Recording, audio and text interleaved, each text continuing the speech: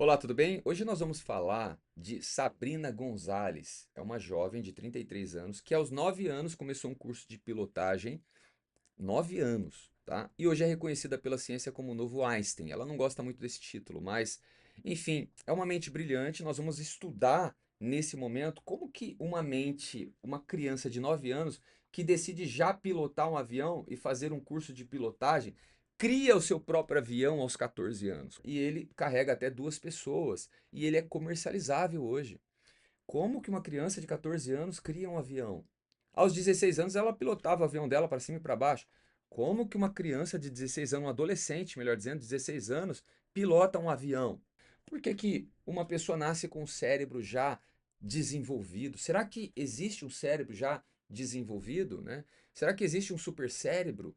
Será que já uma pessoa pode nascer com um QI elevado? Tudo isso está em questão nesse vídeo. A questão é, primeira coisa, quem era o pai? Nós estudamos todos os detalhes e vamos trazer algumas coisas para você aqui. Quem era o pai dela, a mãe dela? O que que faziam antes, né? Como que ela foi instruída? Será que ela que fez? Será que essa responsabilidade já desde os 9 anos fez ela se tornar isso? É o que nós vamos estudar aqui. E eu fiz algumas anotações. Mas, de qualquer forma, é uma mente brilhante, é uma pessoa que se fez forte, que se fez inteligente.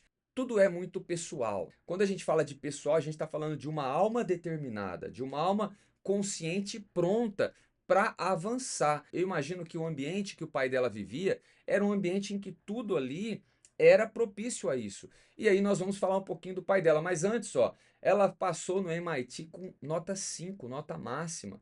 A Forbes reconheceu como uma das jovens cientistas mais promissoras da atualidade, o novo Einstein. E aos 21 anos iniciou o doutorado em Harvard, ou seja, é uma celebridade. Ela que inventou o avião, ela simplesmente seguiu as regras da física, enfim, e de todos os detalhes para poder se formar um avião. Mas uma adolescente de 12 anos consegue carregar peças de avião, usar parafusadeira, furadeira, enfim, usar artefatos mecânica em geral? Eu acho que não, né? Aí entra quem? O pai dela, obviamente, né? Quem instruiu ou quem incentivou a fazer um curso de pilotagem aos 9 anos? Eu imagino que tudo isso envolvia a convivência dela com o pai, com a mãe. O pai dela, para vocês entenderem, era um engenheiro. Então, o pai dela provavelmente estava em casa, em sua oficina, projetando, criando. Eu acredito que ali começou essa instigação por querer conhecer esse mundo. Então, ela foi uma engenheira, foi uma física. Tudo isso estava ali no habitat dela, no comum. Para ela, isso era como respirar. Ela nasceu nesse meio. Então eu imagino que o pai dela estava ali sempre mostrando plantas, mostrando ferramentas, mostrando coisas. E uma criança, poxa, eu quero pilotar. De repente o pai dela era bem aberto a isso. Vou dar um exemplo. Na minha vida, eu com 9 anos aprendi a dirigir carro. Com 12 anos eu dirigia carro para lá e para cá, eu já tinha moto com 12 anos. Eu tenho 46, então há 35 anos atrás, 32 anos atrás, não é tão exigente como era hoje. Eu lembro que eu tenho um corte aqui no nariz, um corte aqui, que uma linha de pipa enroscou, e aí eu ranquei com a mão, eu assustei na hora, eu estava pilotando, eu estava dirigindo, no caso, uma CBR 450, que é aquela moto que tem aquela carenagem embaixo, do lado, assim, na lateral. Eu tinha uma moto dessa. Eu tinha, se eu não me engano, eu tinha de 15 para 16 anos. Nesses dois dedos aqui, eu tenho cortes, que foi quando eu puxei a linha, né? Porque eu tava correndo com a moto. A linha veio, eu puxei ela assim, então aí arrancou duas tampas do dedo também. Final das contas, né? Eu tinha 15 anos, então comecei a dirigir com 9, 10 anos. Mas por quê? Porque meu pai deixou. Eu tenho um filho de 14. Pergunta se eu deixo ele dirigir um carro hoje. Não deixo. Então naquela época lá de trás, as coisas não eram diferentes. Parece que os pais eles eram mais liberais, né, não ligava com essa questão de meu filho vai pilotar com 9 anos, vai dirigir um carro com 10 anos. Como isso? Hoje, jamais eu deixaria meu filho. Enquanto ele não tiver 18 anos e tiver habilitação dele, não pega meu carro. Ponto. Mas naquela época era assim. E o pai dela não era diferente do meu pai.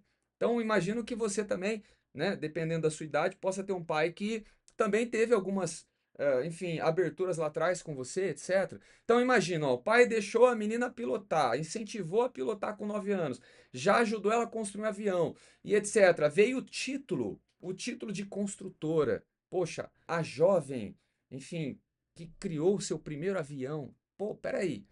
É um título pesado, entende? É uma responsabilidade muito grande. Então, esse avião, ele é comercializável, ok? É um bimotor que suporta duas pessoas. Então, o pai dela, aqui, ó, as anotações, era engenheiro. Isso importa? Muito, muito. Por quê? Porque foi o meio que ela começou. Tanto é que ela começou como engenheira, construindo seu primeiro avião. Obviamente que sem uma formação de engenharia.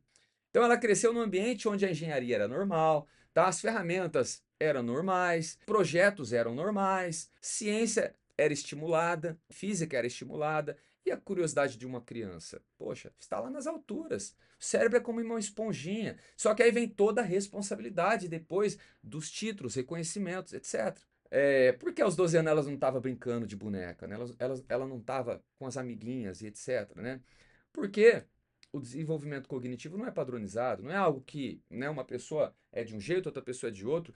Existem sim crianças de 12 anos que o pai está lá trabalhando e ela tá ali brincando de bonequinha e tá, beleza. Mas não era o caso da Sabrina. Sabrina, ela estava lá. Ela, sei lá, imagino que ela gostava de ficar perto do pai dela, de mostrar que ela também queria ajudar e etc. Então, vai de cada pessoa. Mas o cérebro de uma criança que está brincando de boneca e de uma criança curiosa é diferente? Não é. Isso depende muito da pessoalidade, depende muito da alma como sendo a curiosa, a que quer, entendeu? Fazer algo diferente ou chamar atenção. Então, ela estava num ambiente de curiosidade extrema, um ambiente que reforçava competência técnica, porque o pai dela tinha uma formação e era uma formação na qual ela se desenvolveu. Então, ela teve uma exposição precoce à aviação, um perfil cognitivo voltado a um sistema e lógica e uma validação. O pai dela deixou. Para que ela pudesse fazer essas tarefas complexas, já com 9 anos, como dirigir, pilotar e etc. Então ela começou com aulas de pilotagem aos 9 anos, isso molda a identidade, isso já traz responsabilidade. Então, quando uma criança recebe responsabilidade já logo desde cedo, ela internaliza dentro dela o seguinte: eu sou capaz de fazer coisas difíceis. E uma criança com 9 anos, com o cérebro se formando, já fazendo esse tipo de coisa, poxa, o cérebro dela, ele se obriga a dar um salto, né? Eu me lembro que eu comecei faculdade eu fiz direito em 2001, se eu não me engano. Então comecei faculdade de direito e a minha mente de ter que ler aqueles livros, etc, deu um salto. Eu fui obrigado a me adaptar e eu não era adaptado à leitura, eu não gostava de ler. Então a minha mente deu um salto, ou seja, existem pessoas que isso acontece muito mais cedo. Então, como foi a adolescência dela? Estudou em escola pública, priorizava estudo e projetos técnicos, mantinha um perfil reservado. Era uma pessoa que sempre estava ali, né, estudando, sempre estava focada, etc. Então, era uma menina comum, só que com responsabilidades já. Por quê? Porque aos 9 anos ela já estava fazendo um curso de pilotagem. A formação mental dela provavelmente envolveu ambiente, pai, engenheiro, cultura familiar que valoriza o estudo, com certeza existia ali uma promoção, né? Existia ali uma dinâmica de estudo, de, enfim, parabenização por nota, etc. Uma coisa normal, acontece isso na minha casa hoje, né? O meu filho, ele estuda muito bem, fala inglês fluente já com 14 anos, é um dos primeiros alunos da sala, medalhista em matemática. Mas por que tudo isso? Porque desde lá, quando eu lembro quando eu tomava banho com ele, lá com 3, 4 anos de idade, eu ficava brincando com ele de matemática. Ficava brincando de problema. Vamos resolver esse problema aqui, filho. Joãozinho tinha 5 maçãs, né? E Mariazinha pediu 2 maçãs para ele. Então eu mostrava a mãozinha. Quanto ficou? 5, né? Ela pediu 2. Quanto ficou? Com 3, 4 anos ele já falava sobre isso, já brincava sobre isso, né? Então, resumindo, o cérebro ele vai se desenvolvendo, ele vai buscando compreender mais, ele vai crescendo, né? E um detalhe interessante, como eu sempre falo nas teorias, né, que nós trabalhamos, corpo, alma e espírito. Corpo é o que você vê, alma é o ser, o desejo interno de evolução, espírito é conhecimento. Espírito é tudo que está armazenado de experiência, conhecimento, porque não está aqui dentro da caixa, não está aqui dentro da massa. Não. A ciência já fatia cérebro há quantos anos? Milhares de anos e não consegue encontrar onde está a informação. Ela não reconhece o ser como sendo o ser de evolução e nem o intangível. Ou seja, ela não consegue ver, né, que existe algo espiritual que guarda informações. Então, resumindo, esse espírito ele vai inflando e ele é ilimitado, ele começa a atribuir informação. E o cérebro precisa do quê? De informação. Então, o cérebro tem um QI elevado? Não, o cérebro, ele simplesmente é composto por 85 bilhões de neurônios. E quando ele quer informação, ele vai buscar. E aí, quando ele vai buscar, ele tem? Não tem. Então, ponto. Você entendeu? E se tem? Se tem, ele traz. E ele traz, coloca na mesa e a alma decide o que fazer com aquilo, ok? Mas detalhe, ela tinha já informações desde os 9 anos.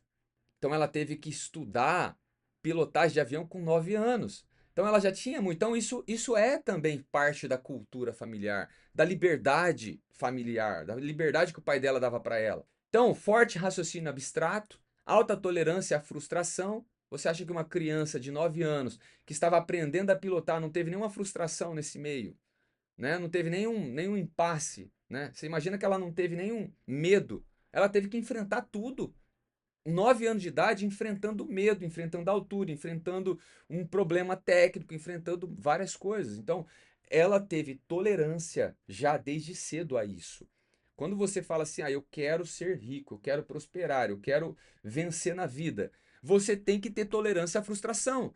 Por quê? Porque você, quando você cria algo, quando você põe o pé na rua para fazer algo, quando você fala, eu vou andar, eu vou caminhar, enfim, eu vou avançar, vai ter coisas para te parar.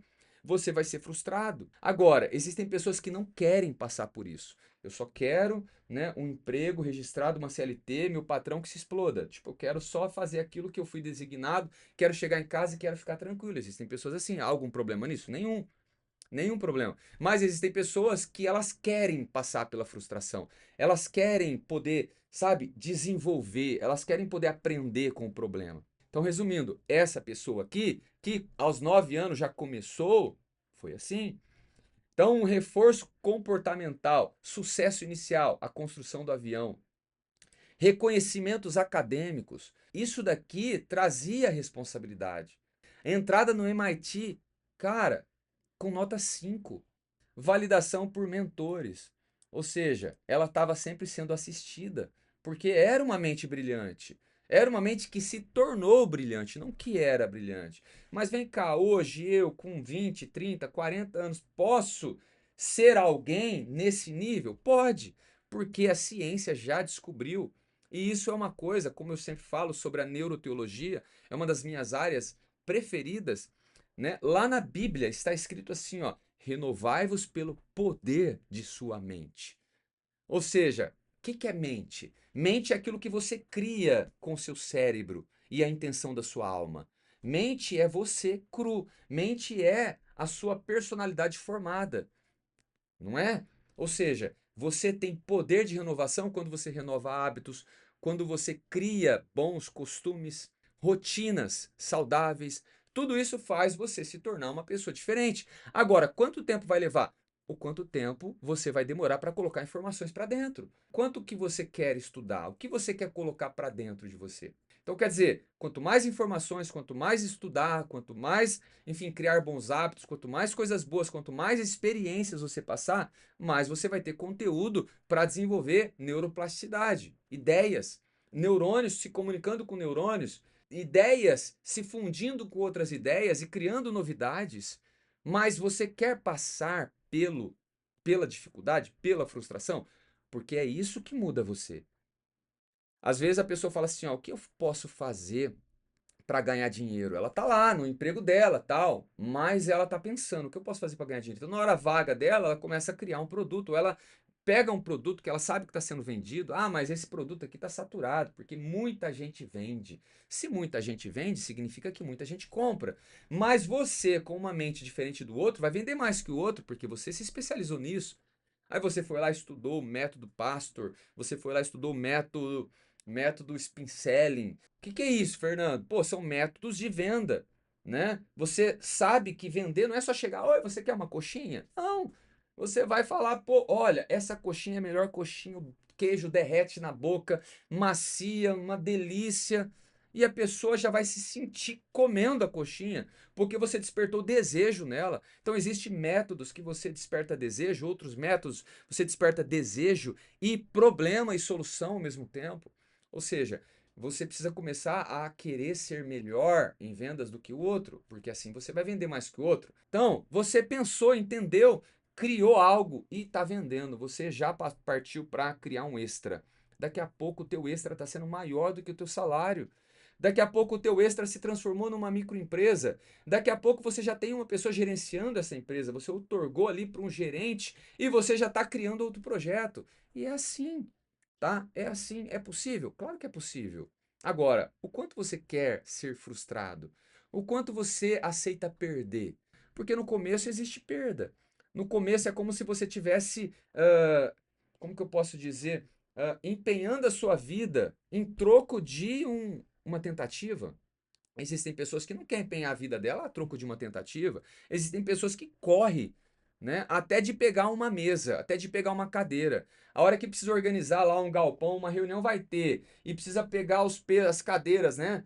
6, 8 cadeiras de uma vez para levar e depois dividir as cadeiras. Ela já ó, corre. Ela finge que vai fazer alguma coisa e sai vazado. Nem peso ela consegue pegar, ela não aguenta, ela não quer pegar. Ela não quer responsabilidade nenhuma. Eu pergunto, uma pessoa dessa vai aonde?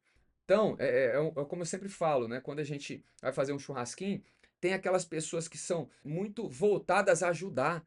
E essas pessoas, elas precisam estar ali. Por quê? Porque você, se não tiver pessoas assim, você vai fazer tudo sozinho.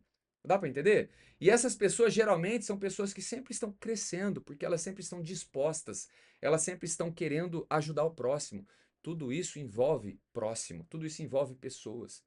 E aqui não foi diferente com a Sabrina. Ela já começou com responsabilidade. Então ela foi moldada assim? Ela nasceu assim? Não. Ela foi desenvolvendo. É algo que partiu dela.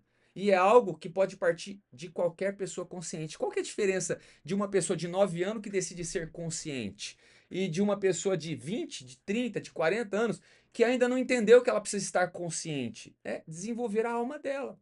Desenvolver sua alma é você falar o seguinte, ó, eu preciso estar aqui.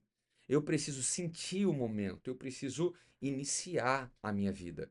Ela vai sendo levada. Vou dar um exemplo. Ó, você precisa estudar, então ela vai estudar. A professora fala assim, ó, copia o que está no quadro negro. Ela copia o que está no quadro negro. Aí ela chega em casa e tem uma tarefa. A professora falou, faz a tarefa em casa. Então ela faz a tarefa em casa. Então ela está sempre sendo levada. A mãe dela fala, vai tomar banho. Ela vai tomar banho, né? Ah, agora vamos para a igreja. Então ela vai para a igreja. Um exemplo, tá? Então ela vai sendo levada. Ela vai sendo levada. O pai dela fala assim, ó, você precisa trabalhar. E o pai dela que envia os currículos para lá e para cá, daqui a pouco ela é chamada por uma empresa. E o patrão fala, você precisa fazer isso, isso, isso. E ela está sempre sendo levada. Mas ela não começou a vida dela ainda. Ela não começou a pensar, não, eu preciso construir. Eu preciso ser protagonista. E o que que eu vou criar? O que eu vou ser? Não, peraí, eu vou começar. Cadê o meu papel, minha caneta? Deixa eu criar o meu projeto, né? O meu propósito de vida. Peraí, o que é desenvolvimento pessoal? Deixa eu começar. Então, ela não fez isso ainda, né? E de repente está com 30, 40 anos e não começou ainda. Ou seja, essa criança com 9 anos começou. Dá para entender? Ela falou assim: eu quero pilotar. Ou se você acha que o pai dela falou assim: ó, você com 9 anos, você vai pilotar, tá? Já vou colocar você dentro do avião. Não, ela começou. É uma coisa nítida. Um pai não obrigaria uma criança de 9 anos que era para estar brincando de boneca a pilotar um avião. Dá para entender? Meu pai não me obrigou com 9 anos de idade a falar assim: ó, você vai dirigir o carro agora, porque eu vou precisar que você leve material. Ele trabalhava com serralheria, eu preciso que você leve material para obra. Não. Eu que fiquei, pai, eu quero aprender. Eu quero. Eu me lembro que se eu não me engano, com 7 anos, eu peguei, eu vi, ele tinha uma mobilete, que é aquela que você pedalava, pedalava, pedalava. Era mobilete que você pedalava para pegar? Eu acho que era, você pedalava e ela ligava, né? O motor ligava, depois você acelerava. E eu comecei a pedalar, pedalar, pedalar, pedalar com 7 anos e de repente a mobilete destravou aquele cavalete que ela tem e saiu vazada comigo em cima. Entendeu? Então, quer dizer, já com 7 anos de idade, eu já saí rebentando com tudo lá com a mobiletinha do meu pai.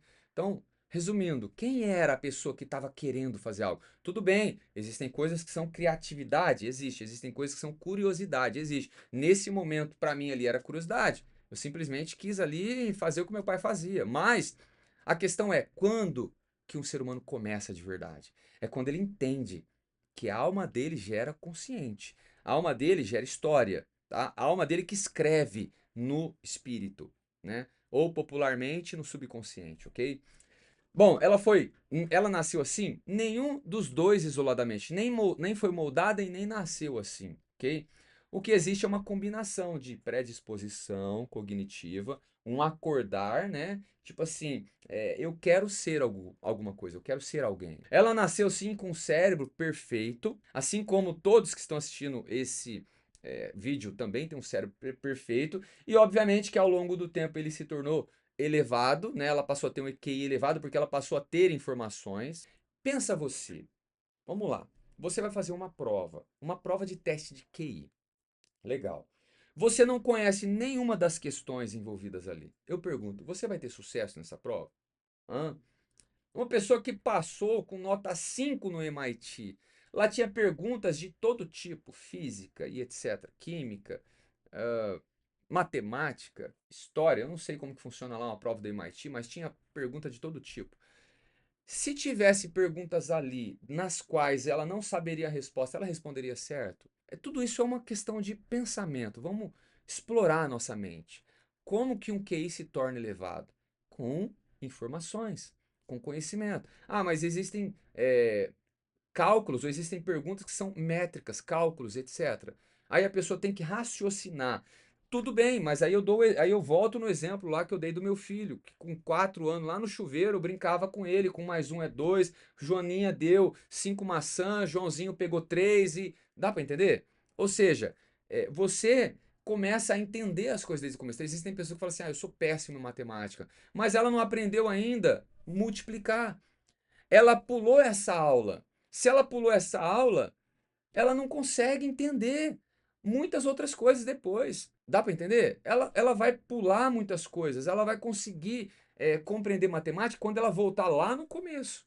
Lá no começo, lá no zero. Aí ela vai começar a aprender. É assim. Então, a mente foi estimulada para isso. Houve uma exposição precoce a desafios, cálculos, plantas lá do engenheiro, pai dela, e etc.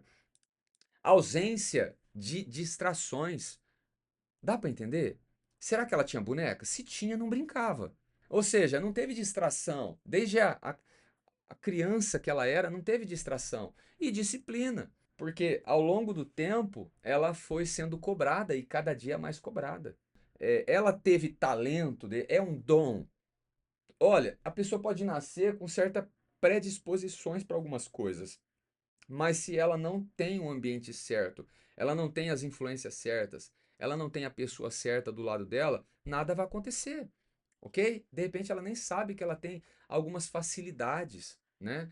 Então, resumindo, o cérebro dela era diferente do meu, do seu? Não, tá? Era a mesma coisa, porém ela teve mais informações, ela teve mais conhecimentos que eu, mais conhecimentos que você, porque ela está estudando desde 9 anos de idade. E hoje o estudo principal dela é estudo da gravidade quântica.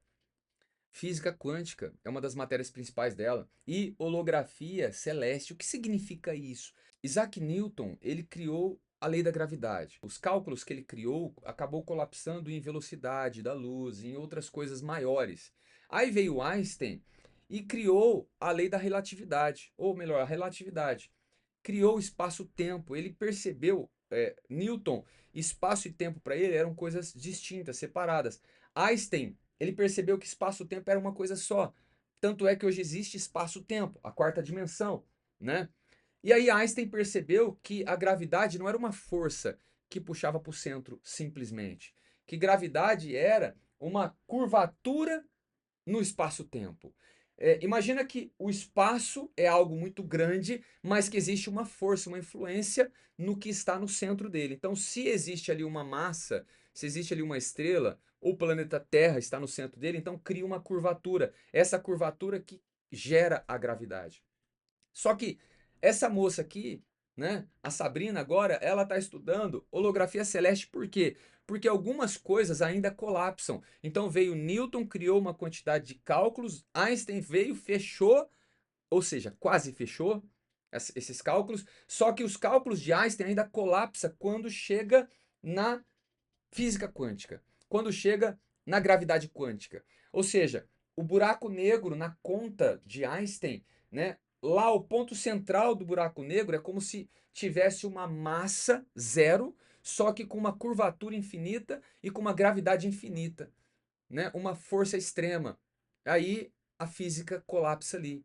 Puramente cálculos. Os cálculos colapsam, os cálculos bugam.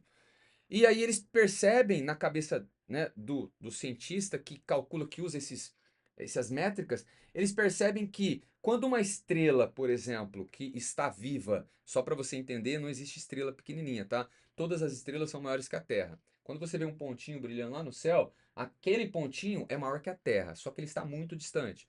Então, essa luz chega até nós, tá? Essa estrela, ela está brilhando porque ainda existe combustível para ela queimar. Quando ele acaba, ela colapsa, ela, bum, ela é como se ela explodisse ou implodisse. E aí ela perde toda a estrutura de átomos, perde elétrons, perde tudo e ela vira nêutron. Aí se transforma numa estrela de nêutron. Dependendo do tamanho dessa estrela, ela pode virar um buraco negro, por exemplo. E detalhe, esse buraco negro é de uma massividade tão grande que tudo que chega ali some. Não é que desaparece, não é que ele engole, é que é algo que a ciência não explica ainda, né? É algo que a ciência não explica. Tipo, uma colher de chá de uma matéria de um buraco negro ou de uma estrela de nêutron pesa 500 carretas de ferro, né? Ah, só você pesquisar, entra no chat GPT e pesquisa e pergunta para ele quanto que uma colher de chá de estrelas de nêutron pesa, que você vai entender que eu não estou falando besteira. Segundo a ciência. Por quê? Isso existe na Terra? Não, porque na Terra os átomos, os nêutrons não conseguem se juntar, né? Os nêutrons, eles têm uma força que é a força fraca, a força nuclear fraca, que acaba separando eles e eles acabam se dispersando. Então na Terra isso não existe. Ela está estudando isso. Para quê? Eu fico me perguntando também, para quê? Segundo a ciência, eles querem descobrir como que a Terra, ou como que o planeta Terra foi criado, o que aconteceu realmente no Big Bang. É isso que eles querem descobrir, a partir desse estudo. Resumindo, ela quer desenvolver uma nova tese a partir de Einstein. Então, primeiro veio lá, vamos pegar lá atrás. Primeiro veio Aristóteles, depois veio Galileu Galilei com o primeiro telescópio, depois veio Isaac Newton com a gravidade, depois veio Einstein com a relatividade e curvatura do universo. Agora ela quer, enfim, criar um novo cálculo que não colapse, ok? Que não colapse. Olha onde ela foi. É uma loucura muito grande, isso é muito grande, entendeu? Para um cérebro. Mas eu pergunto para você, quando Isaac Newton começou a estudar isso e começou a criar essa matemática que não é compreensível para qualquer pessoa, quando ele começou a criar isso, era possível no início? De repente ele achava que não. Só que ele insistiu, insistiu, insistiu. E para o ser humano, nada é impossível. Nada é impossível. Quando veio Einstein, ele provou que existia algo maior que a gravidade, né, que era a curvatura do universo. Existem terraplanistas, depois de tantos estudos, depois da nossa era 2026, esses cientistas que ficam aqui perdidos, estudando, estudando, estudando, na realidade, sabe o que eles estão fazendo? Eles estão dentro de um galpão, todos eles reunidos, tentando bolar teses e enganar os terraplanistas. É isso que eles estão fazendo. Eles estão criando teses, estão concubinando todos entre eles. Ó, vamos falar que a Terra é redonda. Para quê? Ah, não sei, vamos só falar. Dá pra entender? Não faz sentido, dá pra entender? Ou seja, existe, eu vi um vídeo esses dias que falou, o cara falou assim, ó, ah, não existe satélite porque não existe órbita, porque a Terra não é redonda. Se a Terra não é redonda, não existe órbita. Então o satélite não está rodando em volta da Terra, tá? O satélite, na realidade, para ele não dizer que existe um combustível infinito que faz ele ficar lá em cima paradinho, porque na realidade ele não está parado, ele está a 22 mil km por hora. Mas para ele falar que ele não tinha um combustível, porque teria que ter um combustível infinito, né? É o que? Gasolina? Enfim. Para ele dizer que isso não existe, ele falou que hoje, na realidade, ele descobriu que não existe satélite e tudo é por antena de repetição. Aí ele disse o seguinte, ó, pode ver, aqui na minha cidade tal, não existe o sinal tal, porque não funciona.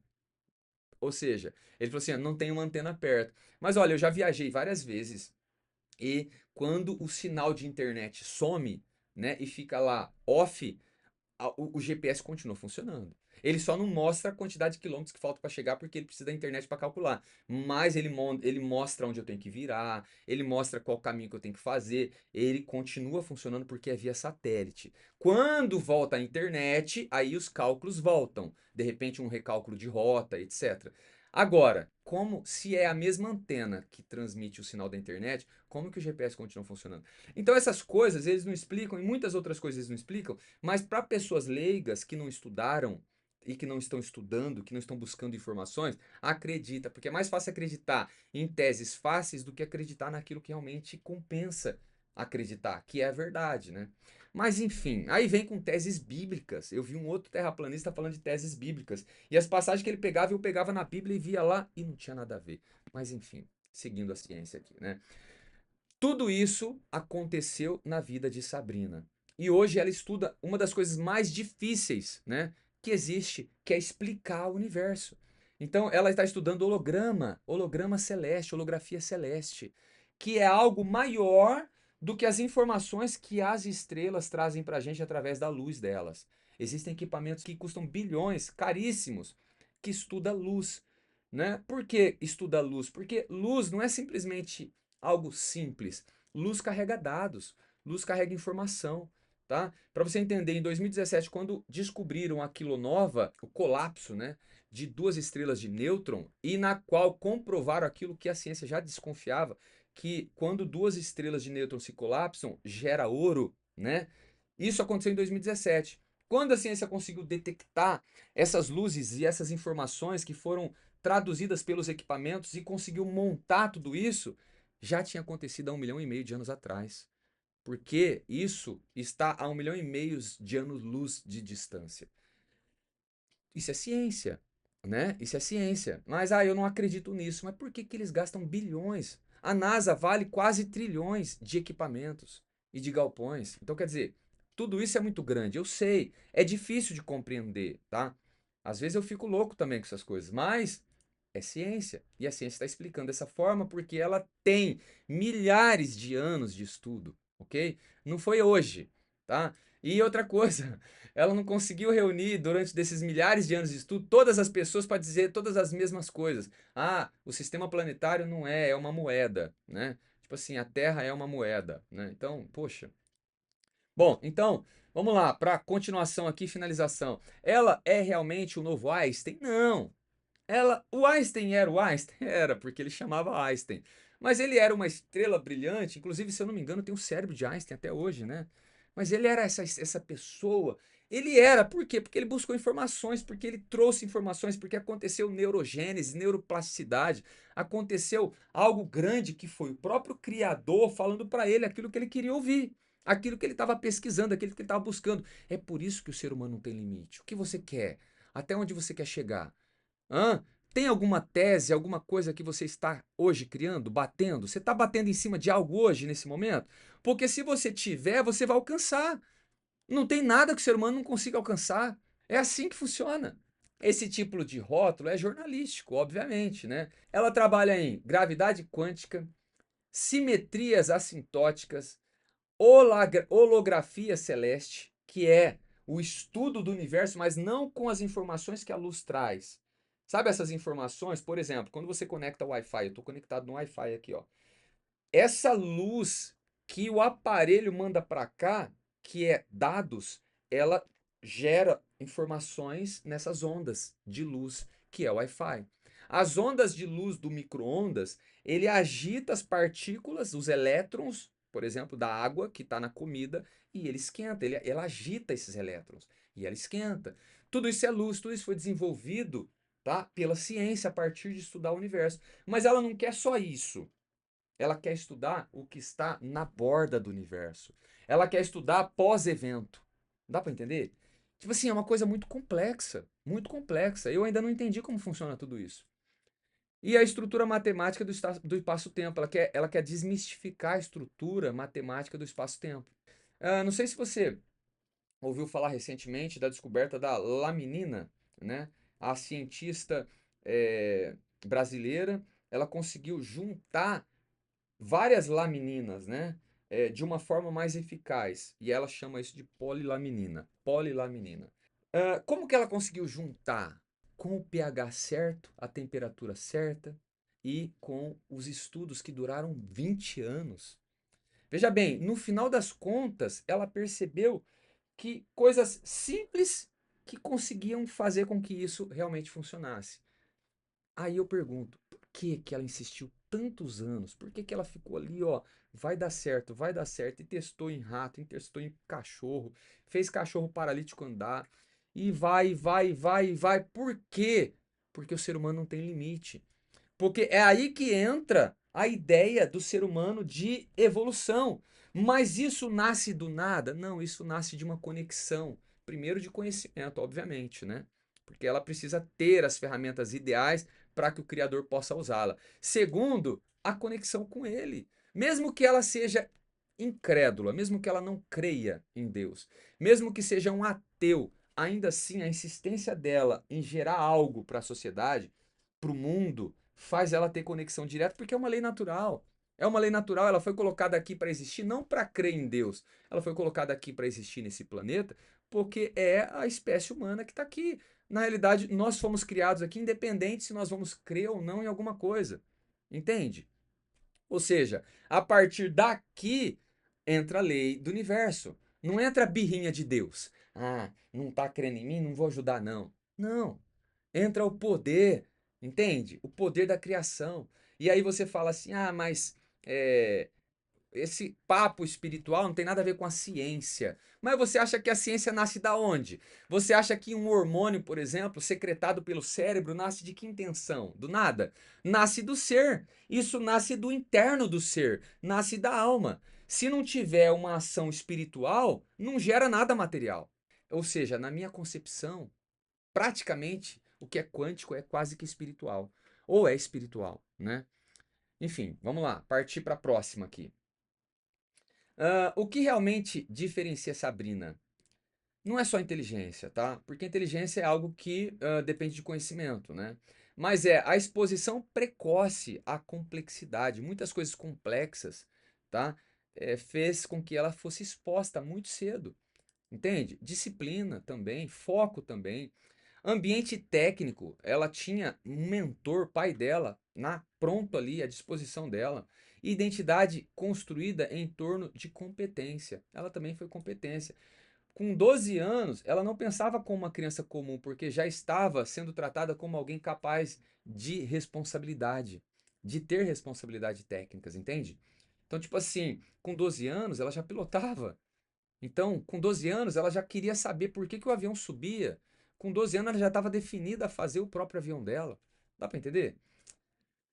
Ah, então, ela não acordou no momento em que ela quis construir um avião. Ela acordou antes. Ela acordou quando ela começou a perceber, né, que o pai dela criava coisas e ela começou também a querer criar. Então, a exposição, né, a essa validação do pai dela em primeiro momento fez ela querer voar, fez ela querer criar o avião e etc. E depois a exposição dela a nível mundo, né, MIT, né, Forbes, enfim, Harvard e todo o resto, meu, aí fez ela, a cabeça dela explodir, né? E hoje ela quer construir algo que nem Einstein construiu. Dá para entender?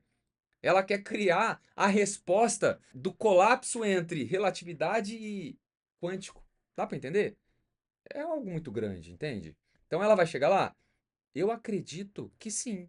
Eu acredito que ela consiga gerar uma matemática que explique, né, o micro e o macro ao mesmo tempo, entende?